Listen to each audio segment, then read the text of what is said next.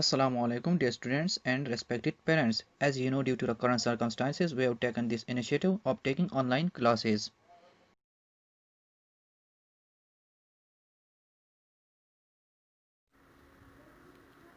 Determination of a force from its perpendicular components. चूँकि force को दो परपेंडिकुलर कंपोनेंट्स में तहलील किया जा सकता है, इसलिए इसका उलट परपेंडिकुलर कंपोनेंट से फोर्स मालूम करना है। फ़र्ज़ कीजिए एफ एक्स और एफ वाई फोर्स एफ की परपेंडिकुलर कंपोनेंट्स है, जैसा कि फिगर 4.8 में दिखाया गया है। तो ओ पी और पी आर लाइनों से हेड टू टेल रूल के मुताबिक O R is equal to O P और पी आर होगा। First O R force F को मुकम्मल तौर पर ज़ाहिर करेगा, जिसकी एक्स और वाई कंपोनेंट्स बिलतरतीब एफ एक्स और एफ वाई है। F is equal to F X plus F Y. Force F की मकदार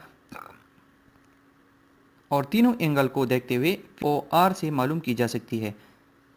पाइथागोरस थ्योरम के मुताबिक ओ आर ब्रैकेट में बंद कीजिएगा तो ओ आर स्क्वायर होगा is equal to O P whole square plus P R whole square. इसलिए फोर्स को भी स्क्वायर किया जाएगा, जैसे F square is equal to F X square plus F Y square. Then F is equal to F X square plus F Y square, और दोनों को under root में बंद कर दिया जाएगा।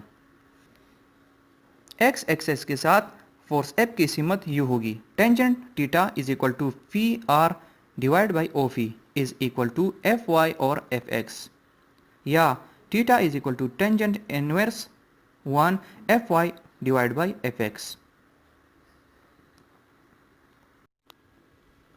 रोटेशनल मोशन, फिक्स पॉइंट पर रहते हुए जो ऑब्जेक्ट मोशन करता है उसको रोटेशनल मोशन कहती है, यानी वो अपने पॉइंट पर रहते हुए अपनी एक्सेस में मोशन करता है, जैसा कि पंखा, व्हील वगैरह। रिजिड ऑब्जेक्ट्स, कोई भी जिस्म बेशुमार छोटे छोटे पार्टिकल्स पर मुश्तमिल होता है। अगर उस जिस्म पर किसी फोर्स के अमल करने से उसके पार्टिकल्स के माबैन फासलों में तब्दीली न आए तो ये एक रिजिड बॉडी कहलाती है। दूसरे अल्फाज में एक रिजिड बॉडी एक ऐसा जिस्म है जो फोर्स या फोर्सेस के ज़ेर अपनी शक्ल तब्दील नहीं करता।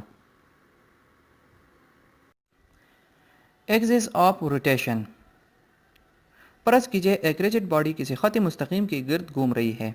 इस रिजिड बॉडी के पार्टिकल्स ऐसे दायरों में घूमते हैं जिनकी मराकज़ उस ख़त मुस्तकीम पर वाक़या होते हैं। इस ख़त मुस्तकीम को इस जिस्म का एक्सिस ऑफ रोटेशन कहते हैं।